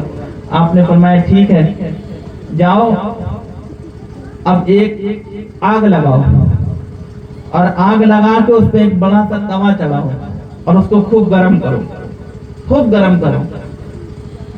اور جب وہ گرم ہو جائے تب مجھے بتانا.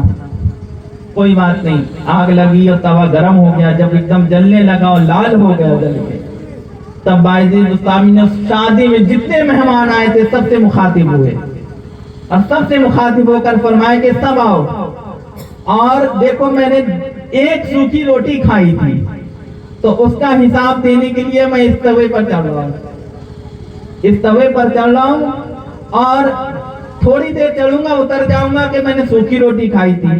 باقی آپ حضرات نے جتنے اچھے اچھے کھانے کھائے ہیں, جتنے اچھے اچھے کھانے کھائے وہ اتنی دیر تک اس پہ کھڑا رہے.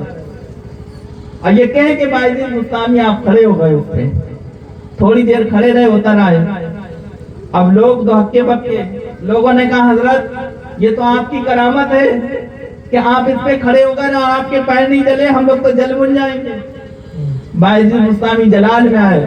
یہ اللہ والوں کے طریقے نصیحت ہوتا تھا, اس طرح تقریر کرتے تھے, اس طرح نصیحت کرتے تھے. آپ کھڑے ہو گئے, آپ نے فرمایا کہ لوگوں تمہیں یہ بات معلوم ہے کہ قیامت کا جو دن ہوگا وہ تانبے کی زمین ہوگی, سورج چرنیزوں پر ہوگا اور یہ توا تو کچھ نہیں, اس سے بھی 100 گنا زیادہ وہ جل رہی ہوگی زمین. اس وقت کون سی کرامتیں تم دکھاؤ گے؟ اس وقت حساب کتاب دینا ہوگا. میں نے تو کھانے کا حساب مانگا ہے, اللہ تو پوری زندگی کا حساب لے گا. اس دن کون سا حساب دو گے؟ تو بس بات یہ ہے کہ اگر قیامت کے دن حساب سے بچنا ہے تو ابھی پہلے سے حساب کر لو. جو پہلے سے دنیا میں حساب اپنا کر لیتے ہیں تو قیامت میں پھر بے حساب رہیں گے. اللہ تبارک تعالیٰ ان ولیوں کی محبت عطا فرمائے, تا شہید بابا کے عرس میں بٹنے والے فیض برکات سے ہم سب کو مستفیض فرمائے. اور میں نے جو کچھ بھی ٹوٹی گفتگو کی, اللہ مجھے اور آپ سب کو عمل کرنے کی توفیق عطا فرمائے اور ہم سب کے تمام ظاہر باطن گناہوں کی مغفرت فرمائے اور درجات میں بلندی عطا فرمائے. اللہ ہم سب کو تا شہید بابا کے عرس مبارک عزت سے دنیا آخرت کی خوشیاں اور سعادتیں نصیب فرمائے. وما علینا الا البلاغ. السلام علیکم ورحمۃ اللہ وبرکاتہ. حضرت محترم